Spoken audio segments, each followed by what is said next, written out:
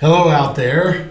Good morning, good afternoon, good evening, wherever you are in the world. Good middle of the night, because I'm sure somebody's watching this at 3 in the morning. That's true, because we have a lot of people that tune in after the fact where they helps them, us bantering back and forth helps them go to sleep for some reason. I don't know why. We're entirely too high energy for that. Either that or we keep them up. That may be the point. That may be the point. You know, we need to give Mackenzie a nice intro. So, good morning, good afternoon, good evening, wherever you are in the world. It's time for another episode of Sound Bites. This is the SoundTraxx podcast, Train Talk from Milepost 141.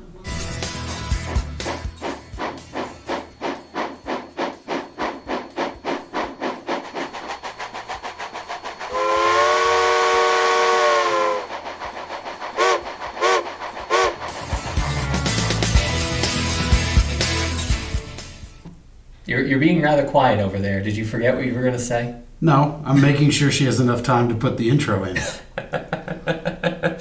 I'm pretty sure she can do a cut, you know. Well, I know, but I like to... Anyway. Well, what's that famous statue? The guy who's... The thinker. Yes. The thinker. He's just the thinker. Yes. All right. We've done our thinking for today. You know, That's enough of that. We're a little hopped up on goofballs. We just got back from Trainfest just the other day, so I will say we had a great time. We got to meet a lot of you folks out there. Yes. So thanks to everybody who came out. We were doing $5 rebates. It seemed like we were doing really well with that as well. Yeah. Your clinic actually had pretty good attendance as well, I hear. Yeah, I had about 25 or 30 in each of the clinics. Nice. Most of them were sticking around. There were some other logistic issues with the building and so forth, so we saw a lot of people, but maybe there were some logistic issues that kept people away. So we want to invite you guys to try to make the trek out to Trainfest next year. Keep an eye out. We had a great time. It's a great show. A lot of vendors, lots of stuff. I saw you running around with a bag. What did you end up buying? So I have a friend who really likes anime, and for some reason, I can't explain why, he's obsessed with 3-9, which is like this weird train anime about an intergalactic railway. Anyway. Seems like that'd be right up your alley. You'd think so, but whatever.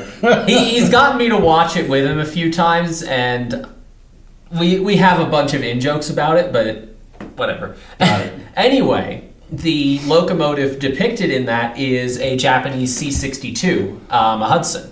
Okay. Somebody had one in N scale at the show, so I picked it up. I'm going to do it up with a decoder, do it up in 3.9's paint scheme, and give it to him at some point. Well, you better hope your friend doesn't listen to this now. Because now you just gave away the surprise. Oh, true. Well, he won't see you for a while, so... Probably not. Okay. He'll probably forget about it. There you go. So, but anyway, I found a few things. I had to go visit Tangent Models. Okay. They just released some more 86-foot boxcars, which for some reason or other I have this weird obsession. I buy a bunch of them. They're huge boxcars. Yeah, they don't really fit on your layout that well. No, I bet right now if I put all the 86-foot boxcars I have nowhere to run my train because I'd put the entire layout is now a yard. Yeah, just 86-foot boxcars lined up end to end. I don't know why. They're cool. You have a problem. You just figuring that out. Well, you have many problems, but this one specifically is also a problem. Well, I like it because, and you've experienced this as well, we give it as a operator's challenge. Yes. Trying to handle the 86-foot boxcar to Callahan Auto. Yes, getting it in there is tricky. Which any of you guys, you get the reference from Callahan Auto? Let me know in the comments below. Okay. Or the discussion, whichever platform this is on, I guess. YouTube, I think. Well, then we have Spotify and every the others. So wherever comment sections are held, put some comments there. Give us some thoughts on whether you caught the Callahan Auto reference. We're doing scavenger hunts now. Last time it was how many videos has my P5A showed up in. This time it's how many. Did you ever answer her? Did you ever answer Mackenzie? Oh, okay. That was actually fewer than I thought. Oh, well, then there you go. So, well, there you go. So, anyway, one of the cool things is we do have a lot of viewers out there who are watching it. We had a few people come up and say they watch the podcast, they enjoy it. for some reason or other, they still watch it with you on it. So shout out to all you guys for putting up with my ugly mug. There you go. So, well, let's see what stuff we've been working on. Norman, I only see one model here. What's going on? Correct. I don't have anything again this week for reasons that I will discuss closer to the end of the show, so stick around for that. Uh-oh. Do I want to know? So Not ominous sounding at all. yeah, really. All right, so let's get this other camera going here. And You I'm going to have show it recorded already? Or I apparently forgot to already? hit the record button. I looked over and it was black or turned off or whatever. So Typical George. let's see. Is this going to work now? Okay. Let's So- not creep out all our viewers. I made a joke about them putting up with my ugly mug, but I'm pretty sure when you do that, you're going to drive all of them away. I'll scare the hell out of them. Yeah. Anyways, I've got here, this is an Athearn GP38. I've been on a GP38 kick lately. I mean, they're good. They're good logos. I got 5 of them running on my small switching layout. Oh, jeez. So I think I actually went into the bins and pulled out a Jeep 15, so I'm going to start working on one of those again. Okay. Even though I know our friends at Athearn are going to be shipping their Jeep 15s very soon, which I'm really, really excited for. Jeep 15s are actually my favorites. But the GP38s, somehow I managed with 5 of them running on the layout now. Okay. Some of them you've seen here on the podcast. But this is one of the older runs. And when I say older, meaning it's probably going back 10 years maybe. Mm-hmm. Maybe longer than that. But what I did on this, I'm going to bring the camera in a little closer. As you can see the headlight on there. Let's try to angle it a little bit to the side. But what I did was I put the headlights on there. Mm-hmm. And let's turn on my Blunami because my phone went to sleep also.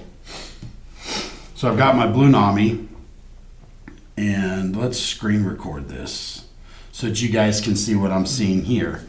And screen record. All right, so on this, I've got a Blunami installed in there, and it's a Blunami P&B. And what I've done on this is I've actually added a lot of the lights. So of course we have our headlight on and off. But here on the screen, you can see that I have, and for those of you who are listening on audio, I'm showing this screen of the Blunami where I've renamed the function. So instead of having it listing as FX3, FX4, FX5, I've got it labeled out. Maybe show where they can rename that as well. And so to do that, you can just simply pull, in this case, the Apple version, you can just simply pull it out a little bit and you can enter text where you can rename stuff. On the Android version, which we're working on, you can go into the Manage Function Panel section, and you can actually rename anything there, and then that's where you would do it. And what's going to happen eventually, the Apple version is going to be replaced with the Android version once they finish consisting, which we had some samples demo working this weekend at Trainfest. We had the beta build. The beta build. Now I just got a notification this morning that I got another beta build to fix a couple of little bugs that were found over the weekend. So nice. I know I ran into one or two. Yeah, so I got to update that, but I haven't had time to do it. But we're talking about this right now. Yes. Let's get back to the locomotive. So this is one of the older Athearn GP38s, and one of the things I wanted to point out is when this model was released, Athearn was still using the 1.5 light bulbs. Yeah. Now, at the time, we had talked to them about it, and the staff that were working in the department, they were the ones adamant on sticking with the bulbs. They said they thought they looked better, and they worked fine. And then so when we were building our decoders for them, we were actually building them with 1.5 regulators in them. So they lasted for quite some time. But those people moved on. Mm-hmm. And now new people have come in, and now they're all LEDs. But this was from one of the older releases. So what I did is I actually went through the model and took out all the 1.5 light bulbs, which it's just the headlight and backup light. So there were 4 bulbs, 2 on the front, 2 on the back. Yeah. And I replaced them with LEDs. So you can see on the screen the headlight, which is interesting, and I think I left it because I think it's kind of different, is the bottom light is a lot brighter than the top light. And I think I know why. I think there's something actually in the light pipe area. Well, it's not a pipe, it's kind of open. I put the LED behind it, but I think I forgot to cut the pin for the horn short. So I think it's actually blocking the LED some, but it makes a cool little effect, so I've just left it. Okay. Just to show some variation. Yeah. And then of course we have the 2 LEDs on the back, but on this one I've also added the front class lights, which you can see in the second screen, or in the camera, the close-up camera. And then of course I've got the rear class lights as well, so when you come around to the back of the locomotive, we can turn on the rear class lights there, so you can kind of see that they're illuminated. Then after that... Yeah. So tell me a bit more about how the Mopac used its class lights then, because I know it seems like you only have the single color. I just have the single color. When I'm modeling 1978, they actually started this in the 60s, but pretty much everything was relegated to what are called extras. So the extras are indicated with white or clear class lights, and that method dates back to even steam days, when they would flag the train. And so if you had no flags, that was the scheduled train. If you had a green flag, told you that was the scheduled train with a following section. And then even the following section could in turn have green flags as well. Yeah. So any trains waiting to meet for that pass would have to note there's the green flag, so they had to wait for the next section of the train. And there could be any number of sections, but most of the time it was one following section. Yeah. So I take it by this point they had pretty much deprecated the green and the red. Yeah, and the grid would have been for pushing, but in the early days they wouldn't be pushing on a wooden caboose, for example. So there was no reason to have the locomotive on the rear to shove against them. Now, of course, in the 70s and early 80s, before they were taken over by the Union Pacific. The Union Pacific. There you go. What happened was they started building more and more steel cabooses, but they didn't really have helpers all that often, and if they did, they were just going up a hill. The Mopac was mostly a Granger railroad, so mostly flat. Okay. But anyway, then I just asked because I know that sort of varies a lot by railroad. It does. For Conrail, I know that we only had the red. Yes. White and green were actually deprecated. Yeah. And that they were only used on the helpers. Correct. So, and then of course, like I said, the white is for extra. So in this particular case, we're looking at the locomotive, it would be extra 2121. And so if you were saying meet at milepost, siding, milepost, whatever, for a passing of extra 2121, when you see this come along with the clear class lights on, it would pass. Yeah. Now here's your fun fact. Now, let's say for argument's sake, if a train had an issue on the line and they had to throw something in front of it, they would still have the class lights on this unit because that's the train indicator. Yeah. So their class lights and your number boards may not always be illuminated on the lead unit. So that's one of the things to kind of keep in mind when you're doing your layout. If you decide you need helpers over a hill, let's say, you can put them on the front, but that train number is still extra 2121. Okay. So I've got the front and rear class lights on here. Now the other thing is the next ones I illuminated was the number boards, which I labeled them wrong. I pushed the button. Good job. So, and I thought I did. I was afraid I did that. That's why I was a little tentative. But anyway, so next up I have the number boards. Yeah, I can fix that, and I'll do it here in a second. But we have the number boards, and again, the number boards would be illuminated. I have not done the rear number boards, quite frankly, because the way these were all cast in on these models, and so it means a lot of cutting and drilling and sanding to make sure it's I remember at one point you were faffing about with the printer, trying to get the numbers printed on the decal sheets. Correct. And that's how I did the front number boards here. Okay. Because when Athearn did these, and I'll share this with you guys, these Genesis models, and especially the ones that have the positionable windows, the actual cavity behind the number boards is actually open. And so they're easy to light. You literally just drill a hole, stick an LED in it, and put it in there, and so the lens just pops right out. You just reach in there with the tip of a sharp knife and just slowly work it. It pops right off. The problem is what they did was they printed the white numbers and then printed the whole back of it black. So you can light it, but what happens is that now you've got black paint in front of that LED. And I've tried various ways of sanding it just lightly enough to try to help maybe take the black paint from behind the numbers, since there's 2 layers of paint there and only one on the rest of it. Yeah. But it ended up not doing it very well. So basically I went and got some white decal paper for everybody. You know, the funny thing, I started calling it decal paper just to annoy people, but that's what you like to call it. So it didn't work. But anyway, so I just went and found some white inkjet decal paper and then printed it on Word. And the cool thing is that you can make these really easily at home. The Baltimore and Ohio Historical Society, if you go to their website, and I don't have the link right in front of me here, obviously, because we're kind of doing this on the fly a little bit. But if you go to their website, you can actually download the font that you can plug into your Word document, your Word program. And then you can use that number font to create number boards. Okay. You just have to know. Now these, I believe, in memory, I'm doing this by memory, I think they're 5.5 point. And what I did was I highlighted all of it with a black highlighter, and then used white letter numbers in the black print, and then just did all lines with 0 point line spacing.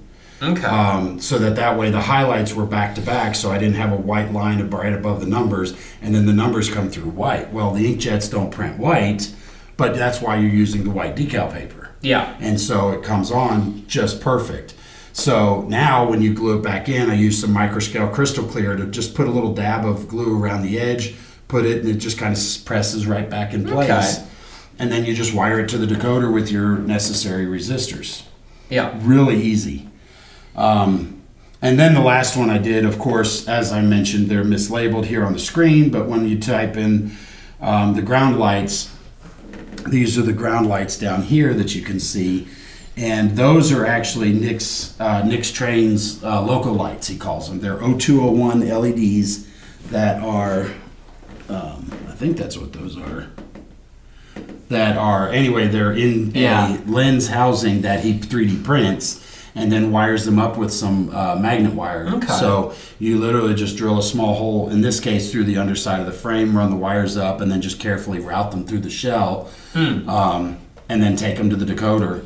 So that way we can do it. And with all of these lights, you'll notice that the headlight is not quite as bright as the the headlight is brighter than the number boards and the class lights. And that's by design, because our decoders have the feature where you can make the lights on but dim. You can adjust the brilliance, so that way your headlights and your number boards and your class lights all don't look like headlights coming down the track. Yeah, on-off brightness 1 and on-off brightness 2. Correct. So this is the latest addition to the roster.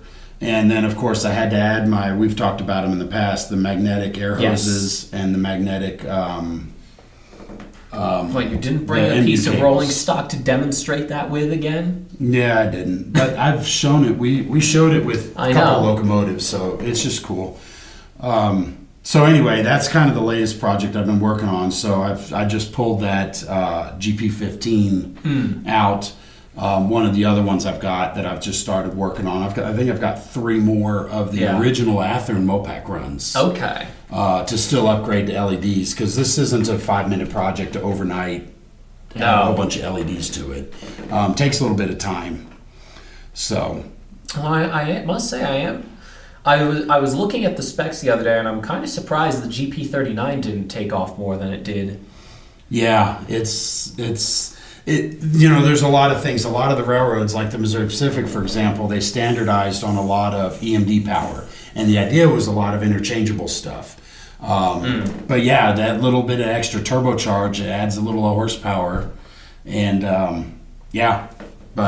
Apparently, it just didn't. It was right in that area where they started going more towards the 6-axle stuff for mainline. Yeah. Because the GP60 and 50s never really picked up as much. The 50s for sure, because they had a lot of issues with the 645Fs, the prime movers and so forth. Yeah, So I'm they just quickly- thinking more in terms of the fuel efficiency, because that 12-cylinder with the turbo producing more power, what you'd think would use less fuel than the 16-cylinder non-turbo. Yeah, But that's apparently true. it never took off. So, but anyway, so when you do these lights, that's kind of how I've been doing it. So I'll mount the LED in there, and one of the things that drives me nuts a little bit is to have glow. And so when you're mounting your LEDs, before you do it, I mean, and this is why it takes so long. It takes a little bit of patience, because what I'll do is once I drill the holes where I want them, then that's just the beginning. I don't then quickly glue the LED in, because especially a lot of these manufacturers now are starting to use a gray plastic, and it's a really light that tends to be a little bit translucent. And so what happens is if I was just to leave these LEDs behind the lens right there, you'd get the most bulk of the light coming through the hole, but then you'd get a little glow around the outside of it.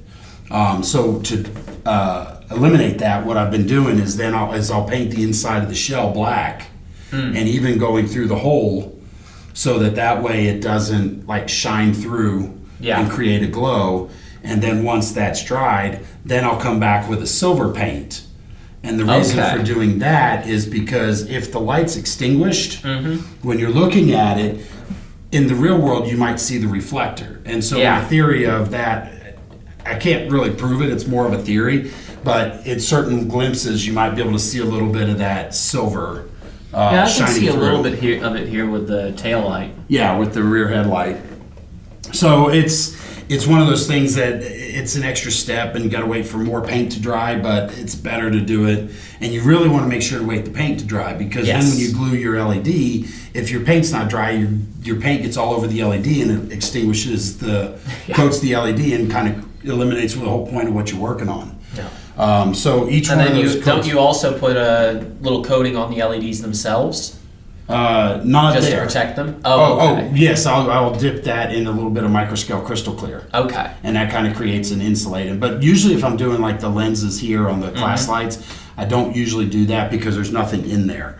Yeah. But if I'm putting it up into, say, like a brass housing for a steam locomotive or something, then absolutely I do. Okay. So that C19 battery power, ON3 C19 you saw, that thing actually has 4 coats of microscale crystal clear on it. 4? Because it's an O scale, and I wanted to look more like a light bulb when it was extinguished. Oh, yeah. So you kind of get a little bit of that bulb inside the lens when you see it, because, again, it may be extinguished, and so you can see that LED coming in there. Yeah. So it's just taking the extra time.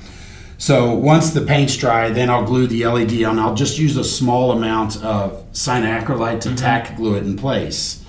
And then once it's dried, once this CA's glue is dried where I want it, then I'll take a toothpick, put a big old blob of that microscale crystal clear on the back of it, making sure, like, say, for example, if number boards, like on an Atlas model, for example, where the number boards and the headlight lens are right next to each other, you have to be really careful not to overspray or blob over, because then that light's just going to go through the microscale crystal clear, which of course is translucent, and then everything glows.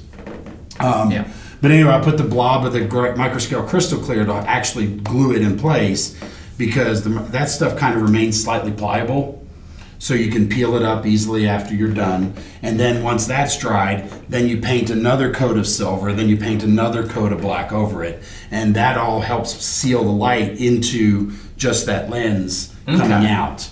And so it's a lot of work, but it'll also drive me nuts if I saw light glow coming down from under the body shell. The results speak for themselves. Yeah, so it takes a little bit of time, but the patience pays off.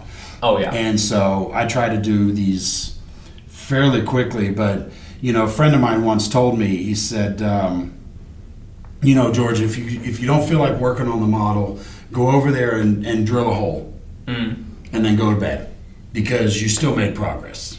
Yeah. And in this case, if I don't really feel like spending a whole lot of time, especially during the week with work and hockey and everything else going on, I may not feel like doing a whole lot of work.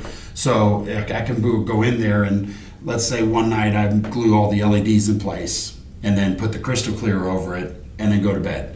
The Yeah. next day I wake up, paint the silver on the lens or that blob of microscale, and go to bed. That's easy, but it's still progress, and it's still one more thing. And then the next day I come in, oh man, that was a late game. I'm still wound up on everything, so let's paint some black. Time to go to bed. So it's always progress. Yeah. But anyway, that's the models, and this is what I've been trying to do. So you guys will, take some time, learn the efforts. We've actually done a video showing you how I do this. If you go to our YouTube channel and search adding LEDs with GP7s and the word SoundTraxx or some semblance thereof, you can find it on our YouTube channel. So, Okay. but anyway, we'll move this out of the way, and we'll kind of cut the other camera off. So now, one thing I did want to talk about before I let Norman tell whatever he's going to Steal the stage. We just got back from Trainfest, as I mentioned, and the one thing I wanted to point out is, and I'm always amazed by this, how many people either didn't know Blunami does this, that, or the other thing. People already kind of dismiss it, but then they come over and I start putting it in their hands. Yes. They start telling us, man, that is freaking cool. And, I was talking to a customer this weekend. I'll call him a fellow modeler because that's what they are. And he said, yeah, I've seen it, but I don't really need it. And I said, well, what is it about it? And you kind of answered, well, I already have DCC. I said, well, I understand that, but what do you model? He said diesel. So I said, okay, you like to run multiple units together. He said, yeah. I said, well, what do you do when you run the consist? He goes, oh, well, now I have to go in and consist CV9, set CV19, 21, 22, 245, and 246. And that's where we answer that, hey, Blunami does all of this automatically. Yeah. So that's no longer necessary. Right. And so when I started showing it to him, and then we also have the Android version, and as I mentioned, that's going to replace the current Apple version once it's done. Once it's done, But the Android version actually has a couple utilities that are really cool. So going back to my story with 5 GP38s, if I wire them up exactly the same way, where number boards and class lights and whatever are all on the same function output, with the Android tablet, I can actually, or Android phone, I guess, you can actually put in there copy CVs to loco. So I can store the CVs in the app, and then I can copy those CVs to another locomotive in a matter of seconds, rather than having to go in and set everything individually and do it one at a time. So it does tend to speed it up a lot. So that's a really good thing. And when I started showing him all these things, he was like, I may have short sold this thing. I think I'm going to go try one. This is cool. And that's all we're encouraging you guys, is to try it out. I've never had anybody come up to me and tell me they wasted their money. It is, full disclosure, it is a few dollars more, but those few dollars go to the extra hardware, including the Bluetooth chip and stuff like that. And it's the software development. And the software for the app development. So that's basically what it is. And so with that, you get the ability to do everything on your phone. And as we were talking about with these lights, I'm going to show you how quick and easy it is to fix this. So we're still screen recording here. So I'm going to pull this out and I'm going to fix this. So here I'm going to write number boards. Oops, usually helps if I spell it right. Details. Isn't that what autocorrect? Wait, no, you call it autocorrupt, don't you? Something along those lines. And then we're going to change this to ground lights. And there, now I'm done. So now when I change the lights out, they're done properly. And it doesn't take but a few seconds. And like I said, this will change a little bit with the Android. You just go into Manage Function Panel, because at the bottom here you have your gear setting. And this is where you can make all your adjustments, your settings. And talking about consisting locomotives, consist functions right there. This is where I can tell the app which functions to send to which locomotive based on its position in the consist, so that way I can get the horn, the bell, the class lights, and number boards on the lead unit, but then all the units in the consist would get the brakes, or dynamic braking, or mute, for example, is another option. So all those are covered in all of the Blunami apps. So, guys, I definitely encourage you to try this out. We've had a few other people that have told us that, they say, well, I haven't heard of it. And so we try to advertise as much as we can. So if you have Blunami users out there, please tell your friends about it. This thing is cool. And the other thing is several hobby stores now have Blunami demo logos as well. That is correct. So if you have a local hobby store, see if they have a Blunami demo logo you can try out. Yeah. You may not even need one for yourself to try it out. Yeah. And then you see if you like it or not. Absolutely. And we hope you will, but... Right, absolutely. Well, be sure to check our videos, too, on our YouTube channel where we've talked about Blunami. If you have any questions, such as range, for example. Yes. How does the Bluetooth protocol work? Does it interfere, do I lose after 30 feet or something? Nope. Because people are used to their headphones. And the answer is no. We actually advertise up to 100 feet. But the video took it 145 feet before we lost connection. I think it was 144. 144 foot. It was the 145. When I took that extra step, it disconnected. And all the features. And it is a full-featured Tsunami 2 that you get everything. Yep. And so it's also a DCC decoder. So if I was to take this Blunami and run it with, say, one of your Tsunami 2 or Econami UK locomotives, if I wanted to degrade my locomotive by running it with your UK stuff. Improve it, you mean? We can just run it with DCC. We build proper locomotives, thank you, sir.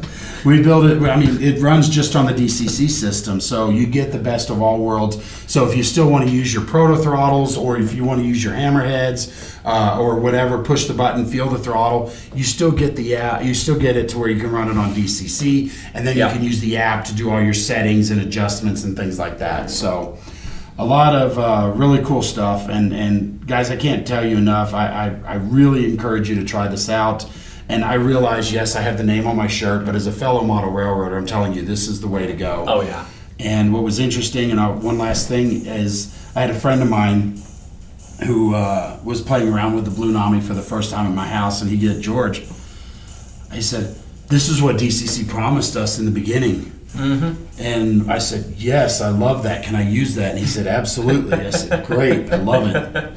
So there you go. But anyway, so try it out, guys. I encourage you to experiment and test one out, and you may find that you like it a lot, and it's really cool. So anyway, so with that, I am stealing the stage. You're going to steal the stage here, I guess. So Norman, you hadn't worked on anything, so what have you been up to? Yes, I actually have taken a new job. I will be leaving SoundTraxx here at the end of the week. So we are recording this on the 26th, right before Thanksgiving, and my last day will be tomorrow.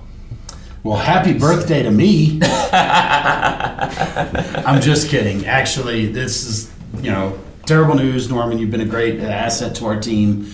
I really appreciate all the work you have done for us over the years. Wish you nothing but the best in your future endeavors. But that, of course, meant that you don't have anything to work on because you've been too busy packing and doing all your stuff. So tell them a little bit about what you're going to be doing. So I am going to go and work for Norwegian Cruise Lines. As some of you may know, if it came up, I know a couple people I've told this to, but my background is actually in theatrical lighting design. That's what I went to school for. That's what I was trained in. And that's what I was going to do before COVID hit. Mm-hmm. And then I stole you. Yes. And so, but everything's opening back up, and Norwegian was looking for a lighting designer, so I applied, and they liked me, so... I don't know why. I'm just kidding. So, yes, so Norman will be departing. So for those of you guys, I know by this time this is published. It'll be a few weeks later, but we do have a new hire taking your place. His name's Graham. Yes. And he's already been in training now for 2 weeks. Mm-hmm. And he's very well versed. He's a fellow model railroader. He's another youngster like you, wet behind the ears. And so we're real excited to have him here as well. So guys, be sure to welcome Graham on with us. And so it'll be a little bit before we bring Graham onto the podcast, but we'll do I'll have a couple episodes where I'll do them by myself, maybe have some guests on and stuff like that. So this isn't the end of the podcast. I mean, I'm still available by video call if you want to bring me in. Well, you work here. Why would I voluntarily bring you in? I'm just kidding. We'll probably have Norman back on a couple of times here and there. So absolutely, that's a great idea, and I like it. So. All right. But anyway, I guess that's enough. Wrap up this conclusion of this episode. I don't even remember. I have 12 listed on my notes here. We never know what But I don't episode we're remember what doing. it is. So, well, with that, I guess that's everything we've got for this podcast. I know it ran a little long, but we kind of did some detail. We I kinda keep shared telling a lot you, of it. scope creep. Well, They keep getting longer. I'm trying to keep them short. I know, but You know, it's the rule of podcasts. You start out saying, it's only going to be 30 minutes. It's only going to be 30 minutes. Well, now it's going to be 45. Well, now it's going to be 45. Well, now it's an hour. Well, now when actually you say that, it's going to be funny because when you're gone, I have to spend the first 30 minutes knocking you because you're not here. Why am I not surprised? Yeah, well, it is what it is. So anyway, with that, we'll go ahead and wrap up this episode of Train Talk from Milepost 141. This is the SoundTraxx Sound Bites, Sound Bits. I always get that screwed up. Sound Bits, Sound Bites. SoundTraxx Sound Bites podcast. So, guys, thanks for watching. We appreciate it. We look forward to seeing you guys each and every time. And with that, I know Thanksgiving, the American Thanksgiving will have already passed, but happy Thanksgiving. We also want to wish everybody Merry Christmas, Happy Holidays, and everything that's coming up here in December as we move forward. So with that, I guess we'll sign off today. And Norman, get the hell out of here. Bye. Thanks for watching. We'll see you guys next time.